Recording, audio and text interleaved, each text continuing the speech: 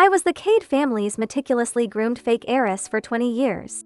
Then, the real daughter showed up at the doorstep, ready to reclaim her place.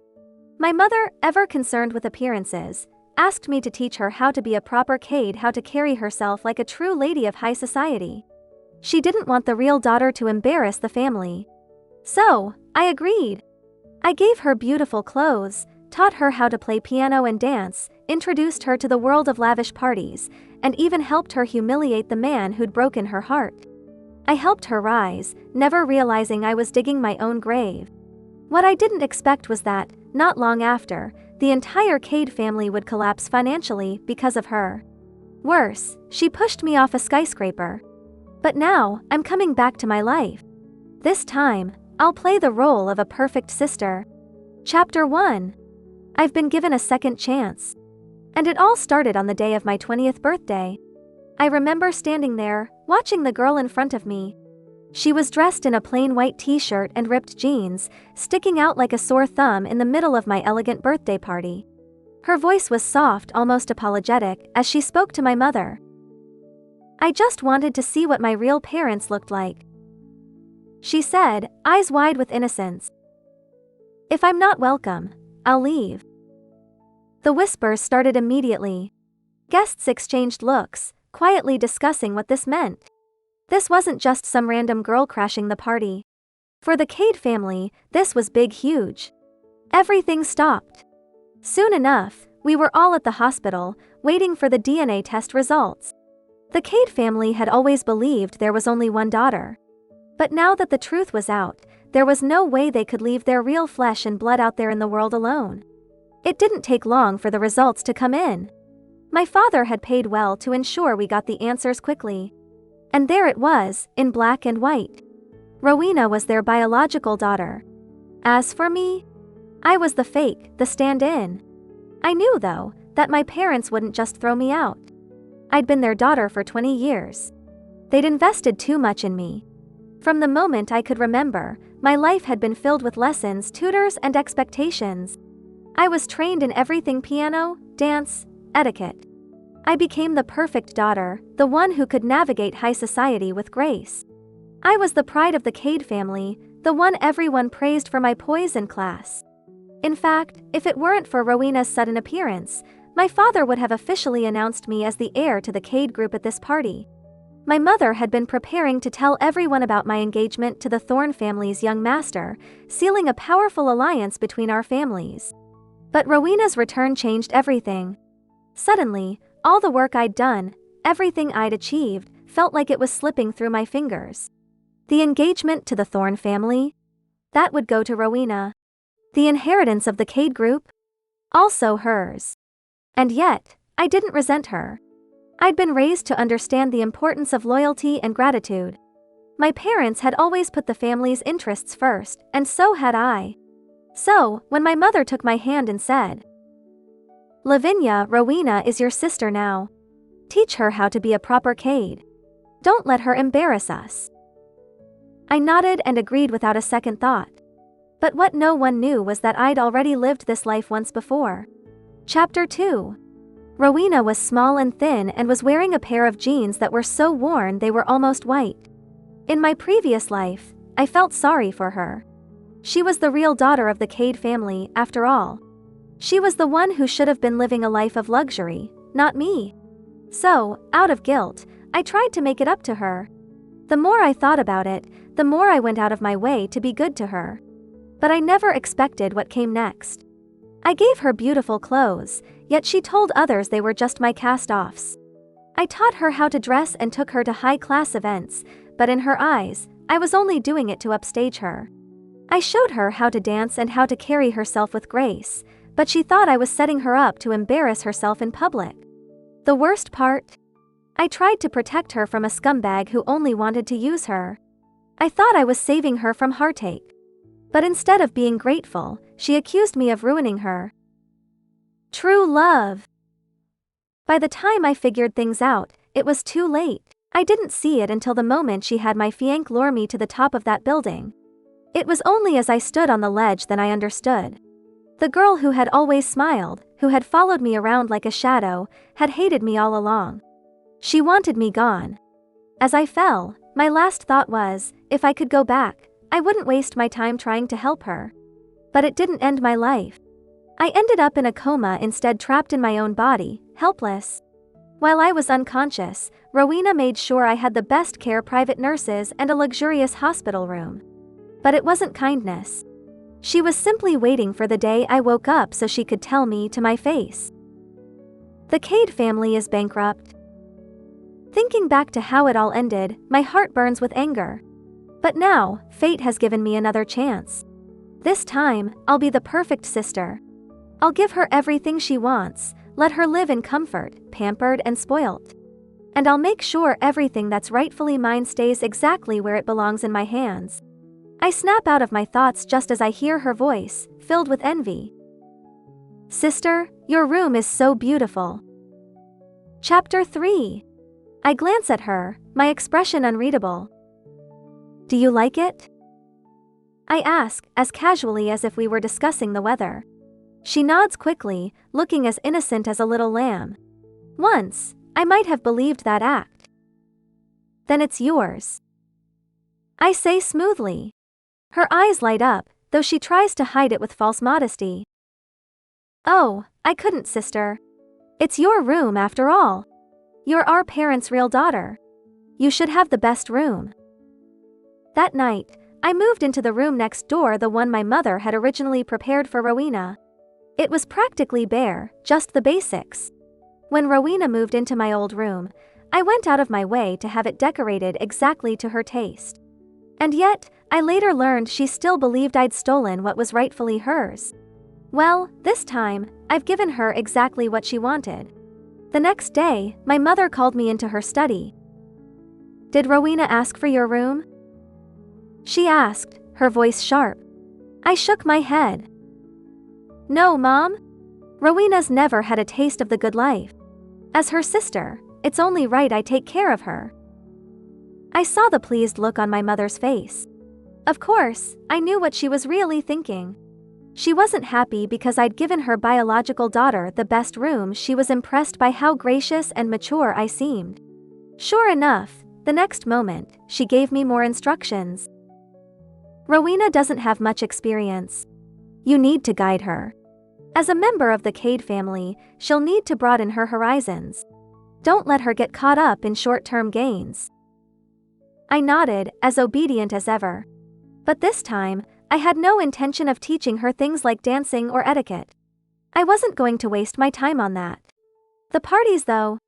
She still needed to make an appearance. And soon enough, the perfect opportunity presented itself.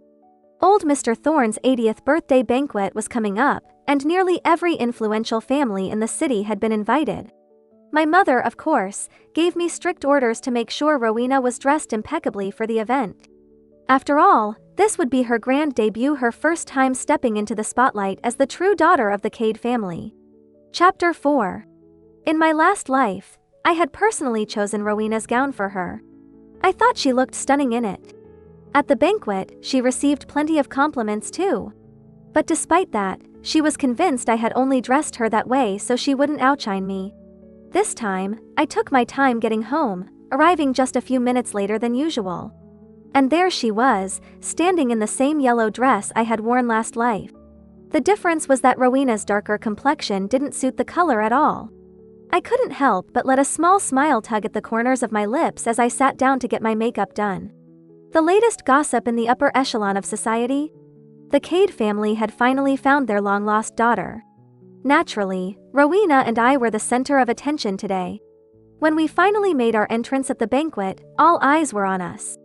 As usual, I introduced her to my so-called friends, the same girls who were always polite to my face but never meant a word of it. They greeted her with the same plastic smiles. Just as I finished, I heard my mother calling my name. I turned to Rowena, ready to say something, but she spoke first. Sister, you should go. I'm feeling a little nervous since it's my first big event. In my previous life, she had said this exact same thing. And just like before, when I returned, I noticed that my friends' attitudes had shifted. They were distant, colder. Back then, I hadn't thought much of it. In this world, no one's loyalty is guaranteed. They had only been nice to me because I was the supposed daughter of the Cade family. Now that the truth was out, their change in behavior made sense. What I hadn't realized, though, was that Rowena had already started stirring the pot. My mother pulled me aside. "Didn't I tell you to make sure she was properly dressed? I got home late from school," I explained. There wasn't enough time to change her into something else. In many wealthy families, academic performance isn't a priority. If the kids don't excel, they can always study abroad and come back with a fancy degree. But my mother had always been strict with me when it came to my studies. I had to be the best. As soon as I mentioned school, she let the subject drop. But tonight, I had another goal in mind. "Mom, why don't you take Rowena to congratulate Mr. Thorne on his birthday?" I suggested, speaking up before she could say more. Chapter 5. I had other plans. I was going to break off my engagement with Lucius Thorne, the young master of the Thorne family. Sure, Lucius's mother adored me, but that affection was built on the idea that I was the Cade family's legitimate daughter. I stood by quietly, watching as my mother led Rowena over to the Thorne family to pay their respects. It didn't take long before Mrs. Thorne was holding Rowena's hand, smiling at her as if she were the most precious thing in the world. She didn't spare me a single glance. I watched, knowing full well that I had achieved at least part of what I'd set out to do. Lucius wouldn't have a choice in the matter. In families like his, marriages were business deals. His personal feelings were irrelevant. As for the rest, well, that would be sorted out after the banquet. I was feeling pretty satisfied with how things were playing out. But of course, everyone around me had their own interpretations. They all assumed the same thing. The real daughter was back, and I, the imposter, had been cast aside. I turned my head and caught a few people staring at me. Some wore expressions of curiosity, others were mocking. A few even looked like they pitied me. I almost laughed at its absurdity. But then, I thought better of it and let my smile fade, replacing it with a more appropriate look of quiet disappointment. Later, when I slipped away to use the restroom, I overheard a group of women talking just outside. "I can't believe Lavinia would do something like that. She makes herself look perfect and then dresses Rowena like, what? A monster? Well, obviously. She's afraid Rowena will take her place. As if it matters. Fake is fake. I've never liked Lavinia. She always acts so proper. My mom's obsessed with her, always telling me to be more like her. Now, look. She is a liar. Same. My mom wanted my brother to marry her. Can you believe that?" In my last life, I hadn't overheard this particular conversation. But it didn't surprise me. Back then, I spent most of the party stuck to Rowena's side, introducing her to everyone and explaining the complicated social hierarchy of the elite. Now that I thought about it, I realized that people had gossiped about me even back then. But instead of calling me a fake, they'd whispered about how I was like Rowena's pet, desperate to win her favor now that the truth of her birth had been revealed. At the time, I didn't care. I believed that the bond between Rowena and me was something no one else could understand. I brushed off their words, thinking they didn't matter. As I'd expected, by the end of the night, both families had gathered to discuss the engagement again. But when we got home, Rowena and my mother had a fight over it. Chapter 6. In my last life, Rowena only ended up with Lucius because I'd ruined her relationship with the man she truly loved. This time, I decided to stay out of it. Let her have her fun with that worthless guy. Of course, she didn't dare tell our mother she had someone else in mind. Instead, all she said was, "I just want to marry someone I love." Maybe it was because I'd always been so compliant, but to my mother, Rowena's insistence sounded like nothing but childish rebellion. What Rowena didn't get was that the Cade family didn't need a daughter who cried, whined, and threw tantrums. They needed someone who could bring value to the table, someone who could enhance the family's power and wealth. "You're back with the family now. Who you marry will be decided by us," my mother said, her voice cold and unwavering. I stood off to the side, quietly enjoying the drama without getting involved. But it didn't take long before Rowena turned the situation on me. "Well, why don't you just have her marry him?" she snapped, pointing at me. "You've never cared about me before, and now you want to throw away my happiness for your stupid plans? I hate you all."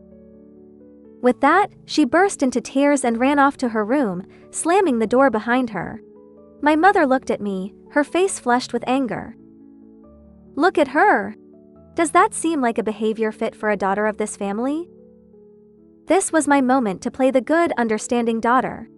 I couldn't just agree with her, though that would only make things worse. So I walked over and gently took her arm. "Mom, she's just overwhelmed. She's only been back with us for a little while, and she doesn't understand how much you and Dad sacrifice for her yet." I gave her a reassuring smile. "She'll come around. Once she sees how much you've done for her, she'll realize how lucky she is." My mother frowned but eventually nodded, though I could tell she wasn't entirely convinced. "She acts like that, and you expect your father and me to leave the company in her hands?" she muttered, clearly still upset. "Lavinia, you need to teach her. She has a lot to learn." I nodded obediently, but I had no intention of actually helping Rowena. Instead, I quietly transferred $100,000 into her account. In my last life, I'd taught her everything. I gave her all the tools she needed to climb the corporate ladder, and in the end, she used them to betray us. She leaked company secrets, and the Cade Group crumbled, left as nothing but an empty shell. This time, I wasn't about to let history repeat itself. Chapter 7.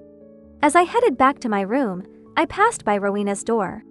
It wasn't fully closed, and I could hear her talking on the phone with someone. I wasn't trying to eavesdrop, but her voice was loud enough that I couldn't help but overhear. "My mom won't even give me any money. How am I supposed to get by?" I couldn't hear what the person on the other end said, but Rowena's voice came through again, dripping with bitterness. "They act like they care, but it's obvious they've never really seen me as part of the family." I didn't stick around to hear the rest. I'd already made it back to my room by then.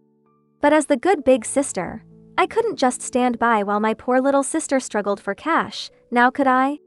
So, I knocked on the door and slid a check for $100,000 through the crack under her door. To make sure she didn't feel awkward about accepting it, I even added a little note. "I noticed you don't have many new clothes. Go ahead and treat yourself to something nice." Not even a minute later, Rowena accepted the money and sent me a message. "Thanks, sis." She even threw in a cute little emoji, trying to play the sweet, innocent act. I replied with a happy emoji, and not long after that, I heard the sound of her leaving the house. Rowena didn't disappoint. About 20 minutes later, I got a message from the private investigator I'd hired. She was meeting up with Nolan Fisher. Nolan the jerk who had been her childhood sweetheart. They'd known each other since they were kids, and by the time they were 18, they were already in a relationship. In my last life, I only met Nolan once. It was after Rowena had begged me, practically on her knees, to meet him. She kept saying how great he was, how he was such a good guy. I knew what she really wanted. She was hoping I'd speak up for him in front of our mother, that I'd give him my approval. After a lot of pleading and whining, I finally agreed to meet him. I didn't expect much, and even then, he managed to disgust me. His words were slimy, and to top it off, he actually tried to put his hands on me. I immediately called security and had him beaten up before throwing him out. Chapter 8. Growing up, I was taught that if I couldn't handle something as trivial as this, I didn't deserve to be a part of the Cade family. So, back then, I took swift action. I exposed Nolan for the scumbag he truly was, and I made sure he got what he deserved. I thought I was doing Rowena a favor. At the time, she even thanked me, saying, "I had no idea he was such a terrible person. I'm so lucky to have you, sis." But in the end, she resented me for it. This time, I decided to sit back and let her make her own mistakes. I'm curious to see how things play out between them. Over the next few weeks, I kept transferring money to Rowena without asking where it went or what she was doing with it. And she quickly adapted to her new lifestyle, spending without a second thought. Before long, she got comfortable enough to start asking for more, always with some new excuse. It wasn't long before I started hearing whispers. People from our social circles began bumping into Rowena at high-end boutiques, flaunting her new wealth. Meanwhile, I stayed home, using the excuse of studying for exams to avoid going out. The contrast between my quiet life and Rowena's flashy behavior couldn't have been more obvious. Rumors spread like wildfire. People were starting to believe that Rowena was the favored daughter now, and I had been cast aside. I had no doubt Rowena was behind some of those rumors. It used to be that my phone would constantly buzz with invitations to lunch, to parties, to shopping trips. Now, all I got were spam calls. To make matters worse, I started seeing pictures pop up on social media. The same girls who used to follow me around were now posting selfies with Rowena, flaunting their new friendship. But honestly, I didn't care about any of that. What I cared about was how reckless Rowena was becoming. This was, after all, exactly what I'd intended. But it definitely wasn't what my parents had in mind. I was starting to wonder when all of this would reach my mother's ears. And just as I was thinking about it, I heard raised voices downstairs. Chapter 9. Apparently, Rowena had finally run into our mother when she came home. For a while, Rowena had been careful. No matter how wild her nights were, she always made sure to look polished before stepping back into the house. She would even message me sometimes, asking if our parents were home. But today, her luck ran out. By the time I reached the bottom of the stairs, my mother was already giving her a lecture. "Look at what you're wearing. Is this how a daughter of ours should present herself? And where exactly have you been?"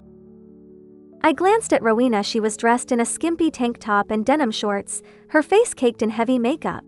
I knew exactly where she'd been, out clubbing with her loser boyfriend. She stammered, unable to come up with a good lie. When she saw me, her eyes immediately locked onto mine, begging me for help. I gave her a small sympathetic smile, but I knew better than to jump in. My mother wasn't the type to let anyone else have a say when she was angry. Before I could say a word, my mother shot me a look. "Don't even think about defending her." I hesitated briefly, though internally, I was quite pleased. Rowena, on the other hand, seemed to have finally found an excuse.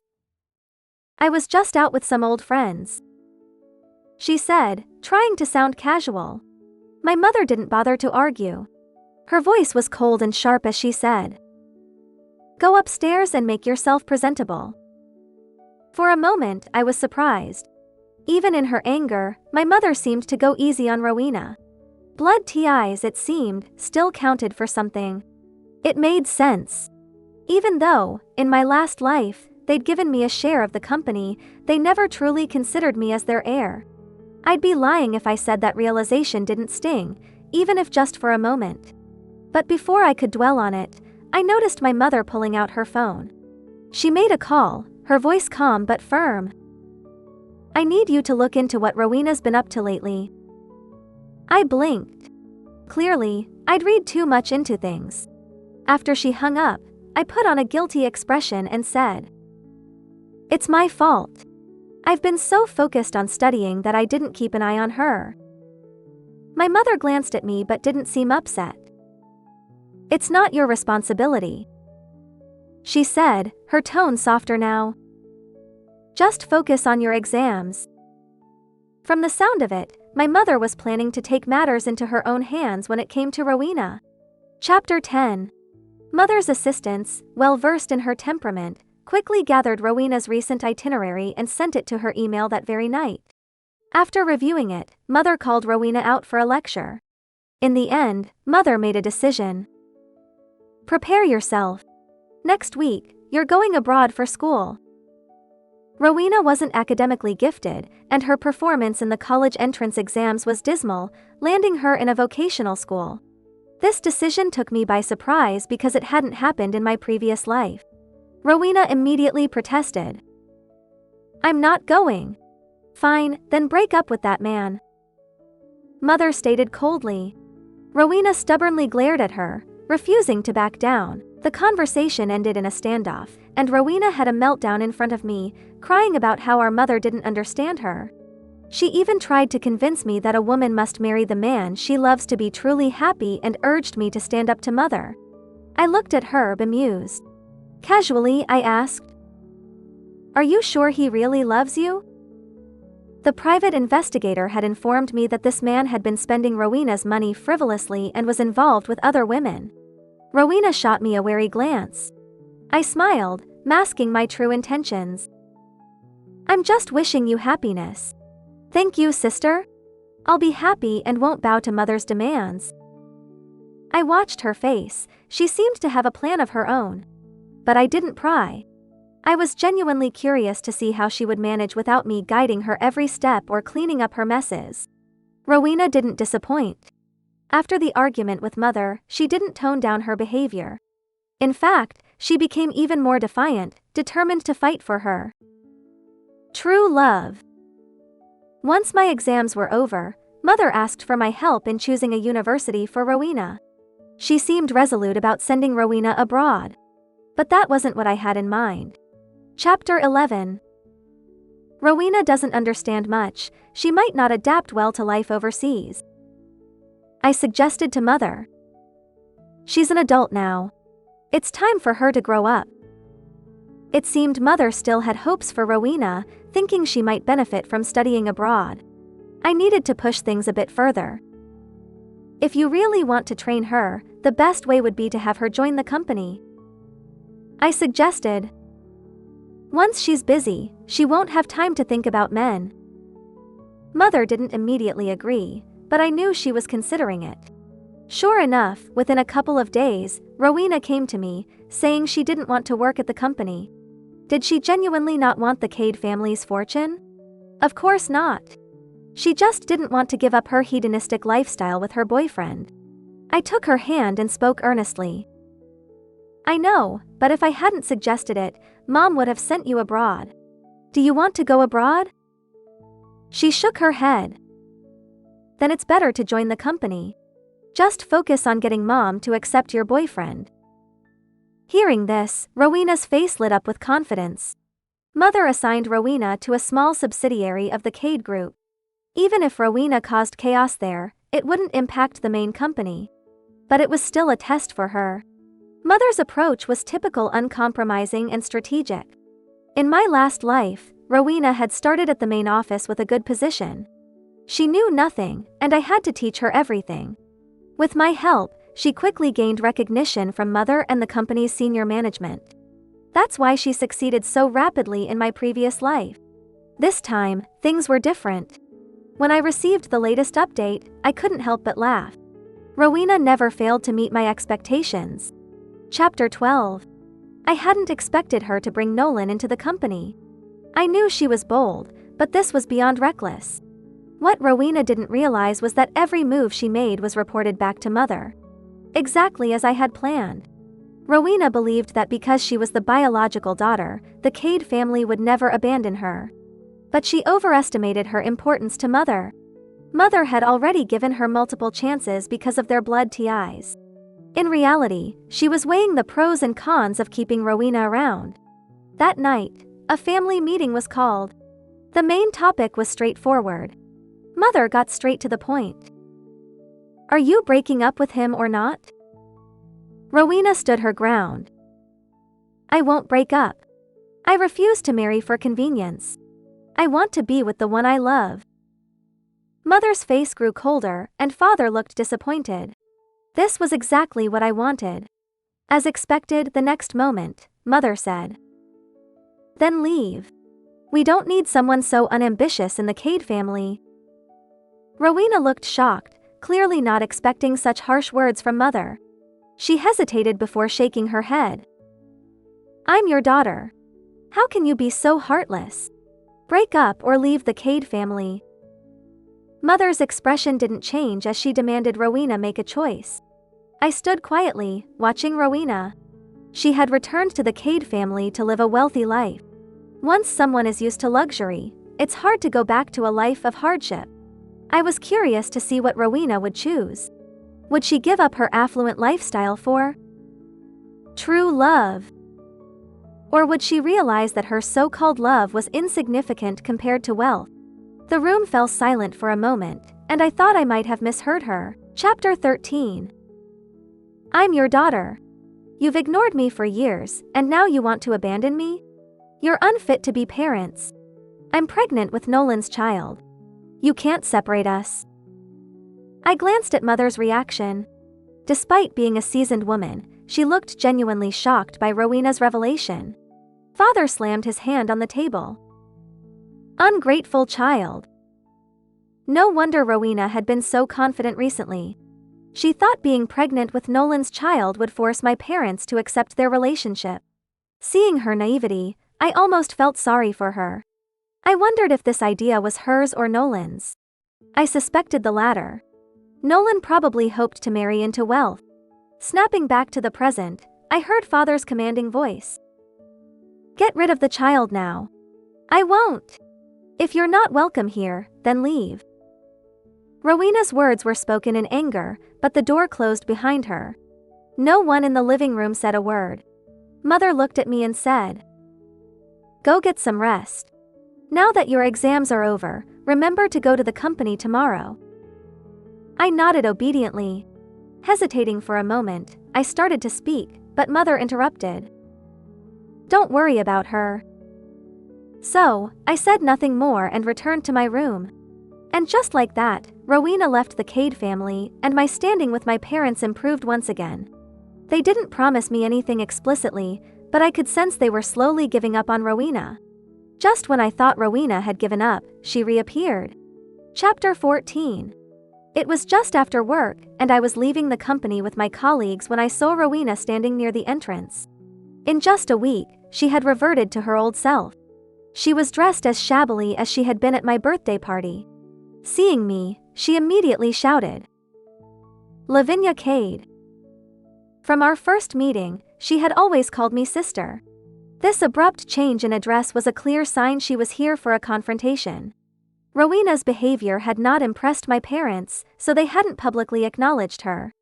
While people in the company had heard about the real daughter's return, they didn't know what she looked like. Now, many curious eyes were on her. As luck would have it, my parents were both out today, one on a business trip, the other meeting an important client. Though I knew why Rowena was here, I had to play my part. I walked over and took her hand, feigning excitement. What brings you here? Have you eaten?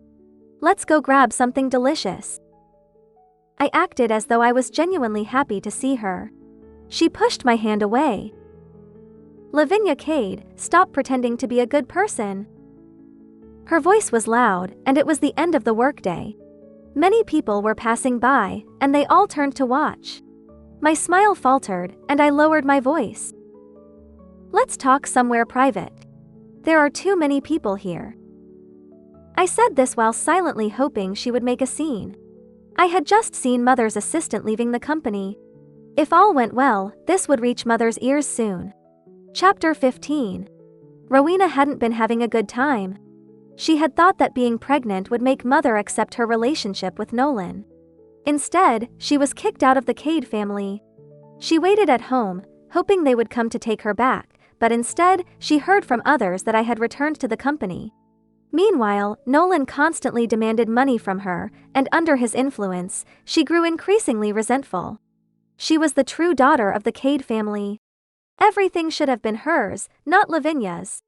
She had messaged me several times, asking for money, but I always told her to come back and apologize to our parents.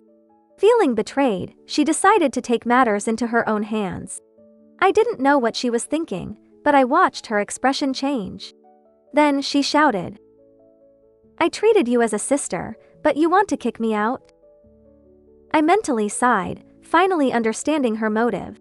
Rowena put on a pitiful face, making herself look even more aggrieved.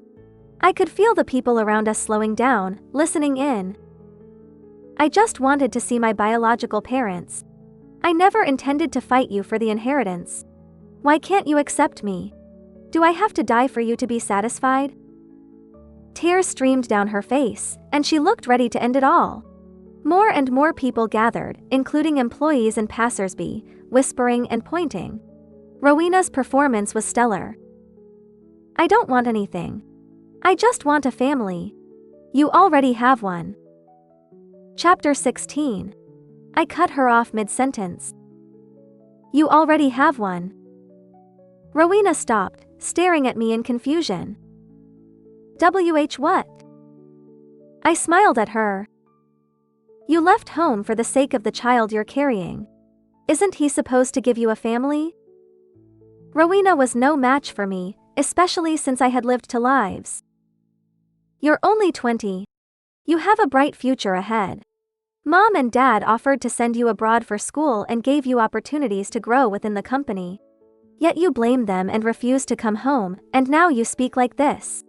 Rowena, you've really disappointed me. Rowena stood there speechless. I noticed the people who had been pointing fingers at me now turned their curious eyes to her. Mother arrived, walking over to stand beside me. What are you causing a scene for this time? She asked Rowena. Mother's presence only agitated Rowena further. She suddenly screamed. I want to sever ties with you all. Mother's face remained impassive. Fine. From now on, we only have one daughter, Lavinia.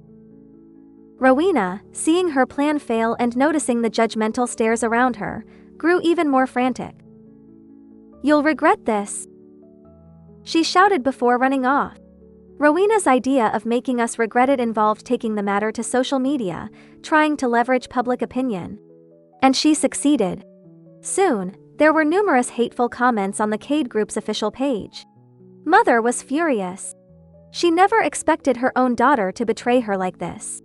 Despite her lack of emotional attachment to Rowena, she had hoped to groom her. But not only was Rowena ungrateful, she was also spiteful. Chapter 17. Seeing Mother's anger, I tried to calm her down. Mom, don't be upset. Let me handle this. Mother rubbed her temples, looking tired. After a moment, she nodded. I trust you. Back in my room, I logged onto social media. The Cade Group's influence was vast, and Rowena's post had gone viral. But Rowena wasn't the only one who could use social media. Over the past few months, I had been nothing but kind to Rowena, and I had the receipts to prove it. I posted pictures of the gifts I'd given her, screenshots of our supportive conversations, and records of the money I'd transferred to her. I detailed my efforts to make her feel welcome, from giving her my room to encouraging her to return home. Then, I bought some promotional space to ensure my post reached a wide audience. With the Cade Group's name attached, it didn't take long for people to start commenting. The narrative shifted within minutes. With a sister like that, you should count your blessings. You're ruining your own life and blaming others? Real life isn't like those fake heiress novels. I went to school with Lavinia. She's incredibly hardworking and kind. There's no way she'd do something like that. Seriously? A real heiress getting pregnant at 20 and using it to blackmail her parents? I know Rowena's boyfriend. He's a total jerk. No wonder he suddenly had money recently. It's obvious who the troublemaker is here. Seeing the comments, I felt relieved. The focus had shifted away from the fake heiress drama. As for Rowena, I didn't care. If she kept coming after me, all I could say was, don't bring trouble upon yourself. Chapter 18. Rowena had truly brought ruin upon herself. Because of her actions, Nolan faced public backlash, and his friends distanced themselves from him. He blamed Rowena for all of it. Rowena wasn't one to back down, and I heard that their arguments were so loud that the neighbors complained multiple times. In a fit of rage, Nolan hit Rowena. During one of their heated fights, he pushed her, causing her to fall and hit her stomach on a table, resulting in a miscarriage. Nolan was never a good person, so this behavior didn't surprise me. As for Rowena, I felt nothing. She had, after all, pushed me off a building in my previous life. Compared to that, this was nothing. Rowena tried to come back to us a few times, begging for another chance. At first, Mother refused to see her, but eventually, out of a sense of obligation, she met with Rowena and gave her some money to live on. But it wasn't long before we heard that Rowena had given the money to Nolan. I almost laughed when I heard this. Mother's sympathy vanished completely. On the other hand, I gained a significant share of the Cade Group. After graduating from college, I joined the company. The next time I saw Rowena, she was working as a waitress in a hotel. I planned to ignore her, but she called out to me. She accused me of being deliberate. I looked at her, puzzled. Deliberate about what? If you really cared about me, you wouldn't have abandoned me. I saw no remorse on her face, only blame. I chuckled. In my last life, I tried to help her, and it led to my downfall. This time, I chose to prioritize myself. Chapter 19. Rowena's disrespectful behavior got her fired from the hotel. I didn't feel sorry for her. I didn't see her again for a long time. Eventually, I heard from others that she had returned to Nolan, and they continued their toxic relationship. As for me, I didn't end up in a coma, and the Cade group didn't collapse. I led the Cade group to new heights. My parents proudly told everyone that I was their greatest achievement, never mentioning Rowena. Lucius and I broke off our engagement, and his family approached me, hoping to reconcile. I declined. And this time, my parents didn't object. Once you reach a certain status, you go from being chosen to being the one who chooses. A woman's worth isn't defined by marriage or a man. I didn't marry but adopted a daughter to keep my parents company. As people age, they fear loneliness. But I still enjoyed my journey alone. Exploring the world, I searched for the best version of myself.